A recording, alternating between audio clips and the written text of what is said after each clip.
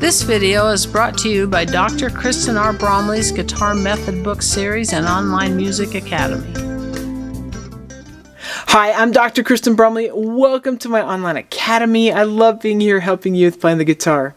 In this video, we're going to get started with reading E, F, and G, those pitches that are found on the top of the staff and that are played on the top string of the guitar in first position. So it's going to be super fun. Now, this video does accompany Lesson 1 from my Note Reading Books 1 and 2 Method book. So if you have that book, you're going to want to turn to pages 10 and 11. We're going to be jamming together on the exercises from those pages. Okay, so let's get started here with how to play E, F, and G. I have it up here on the board and you have it there on page 10.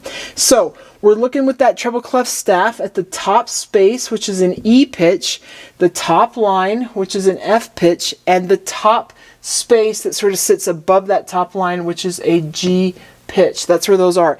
Now I've got these diagrams up here. You've got them there on page 10 for where we put our fingers. When we're playing this E, it's our open top string. So we don't have any fingers on. We're just playing that high string, that top string, the highest string that we have on the guitar. That's how we play this E pitch. When we're playing the F pitch, we're putting our finger at the first fret on that same string.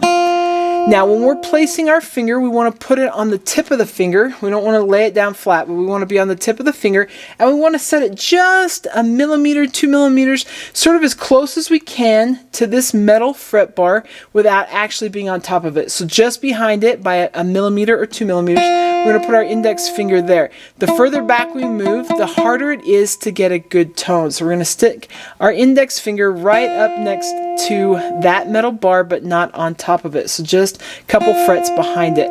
Now, just as a reminder, the open 0 means that we're playing that string open, but when we have a number 1 here, it's reminding us that we're using our index finger. And when we're playing these notes, we're going to be using our index finger anytime we have a note in the first fret, our middle finger anytime we have a note in the second fret, our ring finger anytime we have a note in the third fret, and our pinky anytime we have a note in the fourth fret. We'll see that indicated with these diagrams, both on the page and what I have up here on the board. Those finger numbers are going to match the fret that we're in. So index finger here. Then when we get to the G note, which is at the third fret of that top string, we're going to be using our ring finger. If you can learn to do that now, it will help you with speed and accuracy as we play melodies that get harder and harder. So it's nice to start working those fingers right now. So index finger with the F and ring finger with the G. As I'm plucking these in my right hand, I'm using a pick. If you need help with how to hold a pick, what type of pick to get, any of those kinds of things, check out the video that goes with the introductory materials of the book that talks about how to hold the pick and how to use the pick. So I'm using a pick, plucking in a downward fashion. So that's how you want to start. If you don't want to use a pick, or if you're not using a pick, you can pluck all the notes with your thumb in a downward fashion. You can also, if you're working on classical guitar, be alternating fingerings. I'm not going to get into that here. There's a lesson series that will come out at some point which will deal entirely with the finger style, in which case if you wanted to work on note reading with the finger style, you could apply the style taught there to reading the notes here in the book as well. But all the way through, I'm just going to be using a pick, and if you're not ready to use a pick or you don't want to use a pick, you can use your thumb. And then if you're familiar with the classical style, or you're taking the video series that will come out working on finger style, then you can apply those techniques to note reading as well. But I'm just going to be doing everything with a pick, and right now we're doing all down plucks. So you're just going to want to play that E, that F, and the G. With the G, you're also going to want to finger that on the tip of that ring finger. Okay, so once you've got this, you kind of have it a little bit, you just want to go back and forth between them. You want to say them out loud. Say E, pluck that E note, then play the F, pluck that F note, then play the G, pluck that G note. And you kind of want to just go back and forth, kind of getting familiar with where you're placing your fingers on each of those. Just playing back and forth. You can kind of just be random a little bit, kind of go back and forth between the different notes. So for example, back and forth between G and F, just kind of getting comfortable, saying them out loud. G, F, G, F, or G open to the E, G, E, or you could practice going back and forth between F and E. We haven't done that one yet either, but you want to just kind of go back and forth between the notes, getting comfortable with fingering them, plucking them in the right hand, fingering them in the left hand. Once you've done that, you're ready to jump in on these exercises, and we're going to be jamming together here in this video on exercises 1, 2, 3, and 4. Exercise 1 uses primarily or entirely whole notes. Remember that our whole note has 4 counts. These sort of things were explained in the last video, so if you need help with any of that or understanding the names of the pitches, that kind of thing, check out that last video if you haven't seen it. But we're going to have 4 counts, so we're going to hold each one of those for 4 counts, and you want to try and actually hold it the entirety of its value at the different tempos that we're going to be playing at. So we're going to have these jam along tracks where you, me, and the band, the recorded band track that we're going to be playing these exercises with, we've got that, and as we're playing along, we're going to want to hold that out for the full 4 counts at the tempo that we're playing at. Each one of these exercises will happen at 2 different tempos. First at a slower 80 beats per minute, and then at a faster 100 beats per minute. So you get to practice them at 2 different tempos. So we're going to be holding those at the whole note value. Then number 2 has the pitches happening mainly with half notes. Each one of those half notes gets 2 counts. So we're going to want to hold those out for 2 counts. And then numbers 3 and 4 go at the quarter note level for the most part. And so we'll be playing each one of those at the quarter note level. Just each getting an individual beat at those tempos as well. So we get to jam together on those. So you're going to want to hold those out the entire time. You can kind of feel it out. The rhythms are very similar. Whether they be the whole note, they're all going to be the same, then the half notes, and then the quarter notes. So this is going to be great. We're going to jam together on these exercises right along with the track.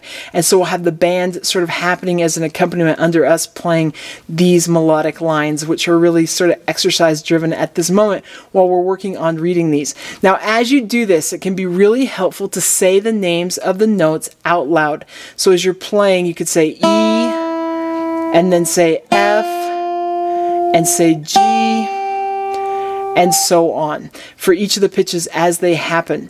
As they happen, we want to play them right where they happen rhythmically. So when we're playing number 1, for example, and they're happening at that whole note value, we're going to be E, 2, 3, 4, then F comes into 3, 4, and G comes in, and so on. If it was half notes instead, it'd be E, 2, F, 2, G, 2. And if it was the quarter notes, E, F, G. So you want to play them rhythmically right where they happen. It can help to sort of count in your mind. Right now, because the rhythms are really simple, I'm not going to worry about counting. We're going to look at that in the next video where our rhythms are a little bit less predictable.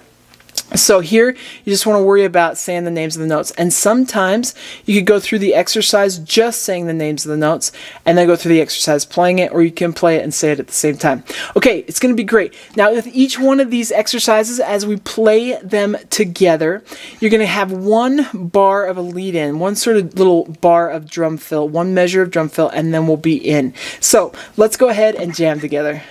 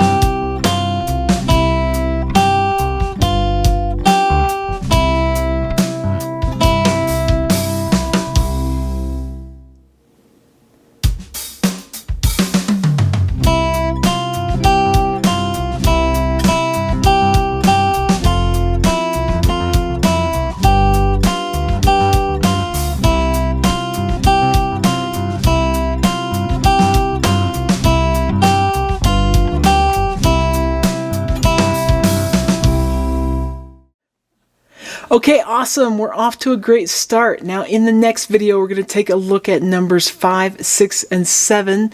So songs 5, 6, and 7. We're going to have the same pitches, but the rhythms are going to be a little bit less predictable. So it's going to be super great. I'll see you in the next video.